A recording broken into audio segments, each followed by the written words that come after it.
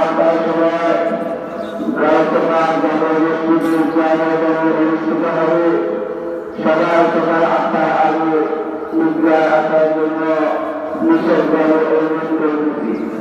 আসার সময় সবাই নিজ জানার সংগ্রহ আসার জন্য নিষেধভাবে অনুরোধ করেছি।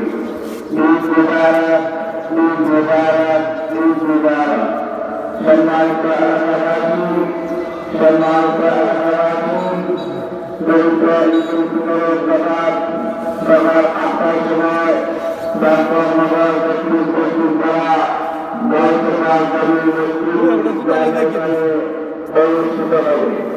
8টার পূর্বে সবাইকে নিজের জায়গা নিয়ে আসার জন্য বিশেষভাবে অনুরোধ করতেছি।